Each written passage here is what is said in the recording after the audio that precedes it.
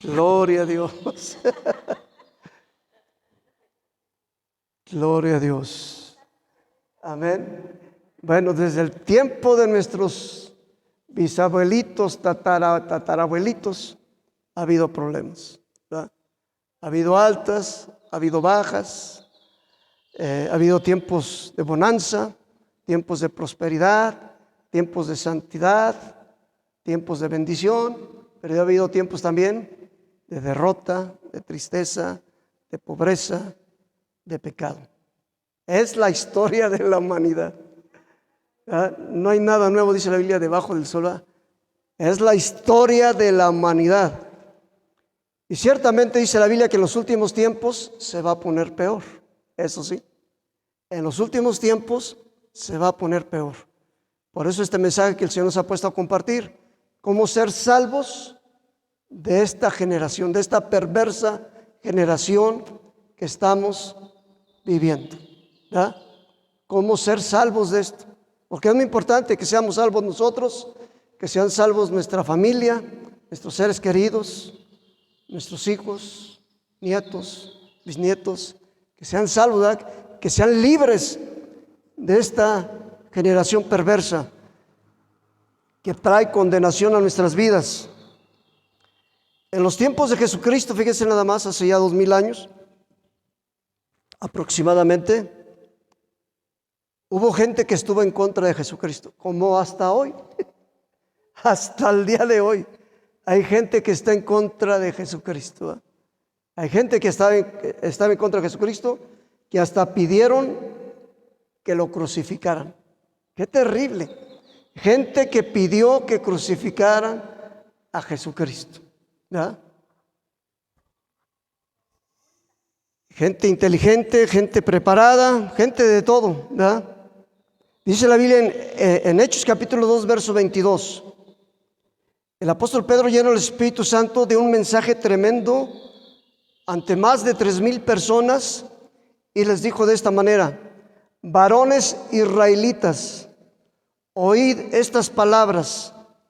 Jesús Nazareno, Yeshua Hamashiach, de Nezra es de Nazaret, de Nazaret, Jesús Nazareno. A Jesucristo se le conocía como el Nazareno, ¿verdad? Y mucha gente cree que Jesucristo traía su pelo largo, ¿verdad? Dibujan a Jesucristo en los cuadros como un Jesucristo greñudo, ¿verdad? Con el pelo largo, porque dicen que Jesucristo tenía voto de nazareo. ¿Han escuchado eso? Que Jesucristo tenía un voto de nazareo. Y si hay un voto de nazareo en la Biblia, pero una cosa es voto de nazareo y otra cosa es que le decían Jesús Nazareno. ¿Por qué? Porque se había creado en Nazaret, en la ciudad de Nazaret. El voto de nazareo no podía tomar vino. Un voto de nazareo, como lo tenía Sansón, no podía tomar vino, no podía cortarse el pelo. Ese es un voto de nazareo. No se puede cortar el pelo. Sansón traía su pelo largo, a lo mejor estaba pelón de arriba, pero sí con su pelo largo. No creo que estuviera pelón de arriba, pero sí traía su pelo largo Sansón, ¿va? Y creen por eso que Jesucristo traía también el pelo largo, porque ahí creen que tenía un voto de nazareo. Jesucristo no tenía voto de nazareo, era Jesús Nazareno, porque se había creado en Nazaret. ¿Dónde nació Jesucristo? En Belén, Betlehem, en hebreo se llama Betlehem, en la casa de pan. En Betlehem, Belén, ¿ya? En Belén. Bueno, de pasadita de una vez, adelantando un regalito de Navidad. Jesucristo nació en Belén y también se le conoce como, aparte de la casa del pan, la casa de las ovejas. ¿Dónde nació Jesucristo? En un pesebre, en un establo, ahí con las ovejas. De ese lugar de Belén es donde tomaban las ovejas para llevarlas a sacrificar al templo. Fíjese qué tremendo. Jesucristo nació en Belén. Él era el Cordero de Dios, que iba a ser sacrificado por nosotros. ¿Verdad? Qué bonito. Bueno, Jesús Nazareno. Él no tenía voto de nazareo. Él traía a su pueblo corto. Se cree porque los emperadores, el imperio romano era el que controlaba, en los tiempos que Jesucristo estuvo aquí en la tierra, el imperio romano era el que controlaba a Jerusalén, a Israel, ¿verdad? Y al mundo conocido. Y la moda era traer el pelo tipo los emperadores. Y el emperador traía su pelo corto. La moda era el pelo corto. Pero si alguno se lo quiere dejar largo, no hay problema. Aunque dice la Biblia que al varón le es deshonroso dejarse traer el pelo largo, ¿verdad? Y a la mujer traerlo corto. ¿Verdad? Bueno, ya ahora ya se ponen hasta pelonas. Ya la mujer ya se quedan hasta pelonas. Bueno, ese es una enseñanza de la cultura de esos días. Bueno, dice, vamos a seguir con Hechos capítulo 2, verso 22. Pedro, lleno del Espíritu Santo, se puso ante 3,000 personas, ya no con temor, ya con valor, lleno del Espíritu Santo. Se puso ante más de 3,000 personas y les dijo: varones israelitas. Estaban en la fiesta de Shavuot, la fiesta de Pentecostés. Estaba el pueblo de Israel ahí reunido. Estaba el pueblo de Israel ahí reunido. Delante de todos se pone en pie y les pone a decir: varones israelitas, Jesús Nazareno, Yeshua de Nazaret, varón aprobado por Dios. Les dijo, fue un varón aprobado por Dios, por Yahweh, entre nosotros, con las maravillas, prodigios y señales que Dios hizo entre nosotros. ¿Ah? Fue aprobado por Dios y Dios confirmó que Él era el hombre de Dios, que Él era el Mesías, el enviado de Dios, y lo confirmó con milagros, con señales, con maravillas. Dice que Dios hizo entre nosotros por medio de Él, como ustedes mismos saben. A este, les dijo, entregado por determinado consejo y anticipado conocimiento de Dios, prendisteis y matasteis por manos de inicuos, crucificándole. Pedro le está diciendo, ustedes mataron a Jesucristo. A este Jesucristo que Dios mandó, un varón aprobado por Dios para traernos la salvación, trajo sanidad, trajo liberación, trajo bendición. Y le está diciendo Pedro, ¿verdad? A este Jesús, Yeshua, ustedes lo crucificaron. A este Jesús, ustedes lo encarcelaron, lo mataron, lo crucificaron. Pero dice el verso 24, al cual Dios levantó suelto los dolores de la muerte, por cuanto era imposible que fuese retenido por ella. Dice, Dios lo levantó.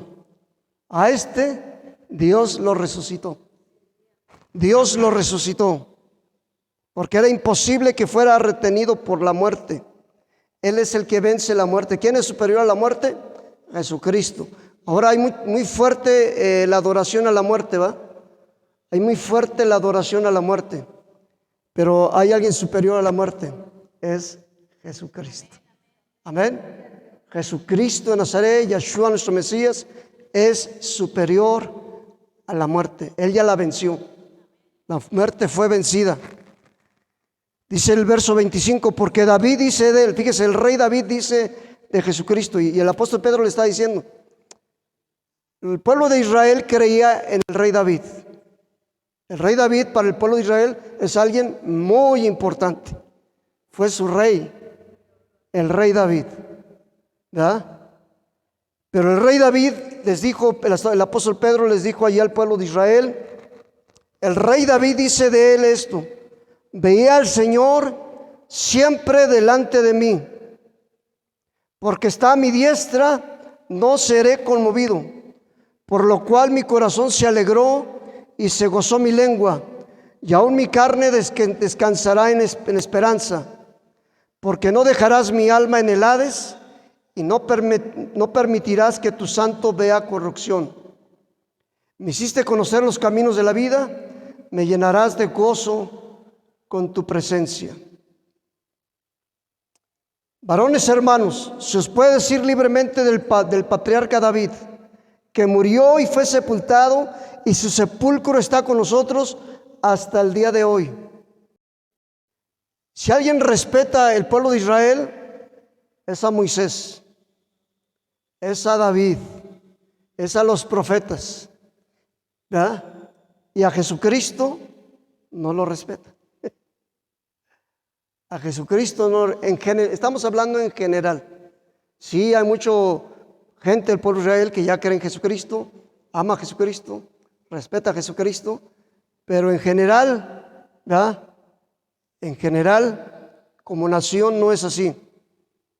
Y el apóstol Pedro les dice: varones hermanos, se os puede decir libremente del patriarca David, que murió y fue sepultado, y su sepulcro está con nosotros hasta el día de hoy. Mucha gente festeja o celebra o sigue a dioses supuestamente que posiblemente fueron buenas gentes, fueron buenas personas, pero murieron. Y su sepulcro, sus tumbas aparecen hasta el día de hoy, ¿va? Sus tumbas, sus sepulcros aparecen hasta el día de hoy. Uno va a ver la tumba de Buda, a los que adoran a Buda, y ahí está Buda, ¿va? Ahí está la tumba de Buda. Los que adoran a Mahoma, uno puede ir allí a la tumba de Mahoma y ahí está Mahoma. Uno puede ir a la tumba de diferentes héroes o dioses que la gente cree y ahí están sus tumbas. Pero uno va a la tumba de Jesucristo y ahí dice: Él no está aquí, Él ha resucitado. Cristo ha resucitado. Uno puede ir a la tumba de David y ahí está. Uno puede ir a la tumba de Abraham y ahí está la tumba de Abraham, que también es un héroe tanto para los judíos como para los musulmanes, ¿verdad? Y ahí está Abraham, ahí está Jacob, ahí está Isaac, ahí está el rey David. Pero uno va a la tumba de Jesucristo y Él no está allí. Y dice el verso 30: siendo profeta el rey David, y sabiendo que con juramento Dios le había jurado que de su descendencia en cuanto a la carne levantaría al Cristo para que se sentase en su trono. El Mashiach iba a venir de la descendencia de David, del rey David. María venía de la descendencia del rey David. María. José, aunque era su padrastro de Jesucristo, no fue su padre biológico, fue su padrastro. José también venía de la tribu de David. Jesucristo tenía derecho al trono de parte de su mamá y de parte de su padre legal, de su padre terrenal. Jesucristo tenía derecho a ser el rey de Israel, ¿ya? Pero venía de alguien superior al rey David, del rey de reyes, el Señor de señores, ¿ya? Jesucristo. Dice la Biblia, viéndolo antes, dice el verso 31, habló de la resurrección de Cristo, de Yeshua, que su alma no fue dejada en el Hades, ni su carne vio corrupción. Sí murió Jesucristo, sí fue sepultado, pero no se quedó allí. Él resucitó. A este Jesús, dice el verso 32, resucitó Dios, de lo cual no todos nosotros somos testigos. Así que exaltado por la diestra de Dios y habiendo recibido del Padre la promesa del Espíritu Santo, ha derramado esto que vosotros veis y oís. Porque David no subió a los cielos, pero él mismo dice: dijo el Señor a mi Señor, siéntate a mi diestra hasta que ponga a tus enemigos por estrado de tus pies. Jesucristo fue llevado al cielo y se sentó a la diestra de Dios, y Dios le dijo: siéntate hasta que ponga a tus enemigos por estrado de tus pies.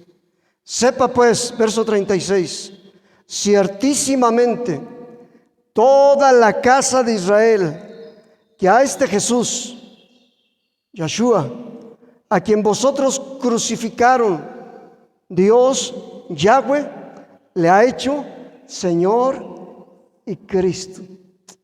Qué tremendo, hermanos. Si uno se pone a decir ahorita en Israel eso, ante 3,000 personas, se lo llevan a la cárcel, lo apedrean en Israel, lo apedrean.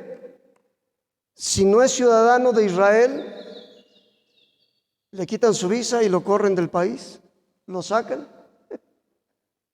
Imagínense pararse ante 3,000 personas y ponerse a predicar eso. No era fácil, ¿verdad? Pedro se estaba echando un problemote. Pedro se estaba echando un problemote encima, pero él estaba lleno del Espíritu Santo diciendo esto. Dile a la persona que está a tu lado: no te preocupes si Dios te guía a decir algo, a hablar algo. No tengas miedo. Dios te va a proteger. Dios te va a cuidar. Y miren lo que pasó, ¿verdad? ¿Qué pasó? O sea, era para que lo apedrearan a Pedro. Pedro estaba diciendo: ustedes mataron al autor de la vida, al Santo de Dios, al Hijo de Dios, al Dios encarnado, a Dios mismo. ¿Verdad? Pedro le está echando ahí sus verdades. Pedro le está diciendo ahí sus cosas. Pero Pedro estaba lleno del Espíritu Santo. ¿Y qué pasó? Dice el verso 37, al oír esto, se compungieron de corazón. Les dolió en su corazón. ¿Verdad? O sea, el Espíritu Santo les pegó, ¿verdad? Les hizo ver el error que habían cometido. O sea, se les quitó su orgullo, su soberbia, su maldad, su coraje contra Jesucristo, las ataduras que tenían, ¿verdad?, de no ver que Jesucristo era el Rey de Reyes, el Señor de Señores. Se les cayó todas esas cosas.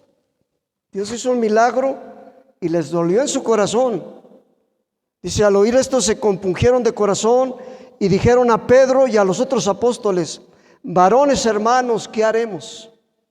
Sí, como diciendo, va, sí cometimos el error. Sí pedimos que lo crucificaran. Sí lo rechazamos. Mientras hay vida, hay esperanza. Si hay personas que han rechazado a Jesucristo, que han hablado mal de Jesucristo, se han hecho daño aún a los hijos de Dios, a los cristianos, se han hecho daño, ¿verdad?, a los hijos de Dios. Dice que una persona, hay testimonios tremendos, hermanos, de personas que estaban en contra de Cristo y cuando les hablaban de Jesucristo, reaccionaron de 1000 formas, ¿verdad? Hay quien ha matado a siervos de Dios por hablarles de Dios, de Cristo. Hay quien se ha atrevido a matar hasta siervos de Dios, ¿verdad? Hay quienes han sido transformados, hay quienes han sido cambiados. Y esta gente, hermanos, Dios tocó su corazón de esta gente. Dios tocó su corazón. Y le dijeron a Pedro y a los otros apóstoles: ¿qué hacemos? Sí cometimos el error. Sí lo rechazamos, ¿verdad? Les vino la impresión de Jesucristo, ¿verdad? Les vino Jesucristo, los milagros que hacía, las obras que Él hacía, las sanidades que Él hizo. A lo mejor sanó a muchos parientes de ellos, a lo mejor a ellos mismos fueron sanados por Jesucristo, fueron perdonados, ¿verdad? Y les vino toda esa película, dijeron, ¿qué hacemos? Sí, cometimos el error. ¿Y Pedro qué les dijo Pedro? Pedro les dijo, ¿cómo vamos a ser salvos de esta perversa generación? ¿Cómo vamos a ser salvos de esas cosas malas?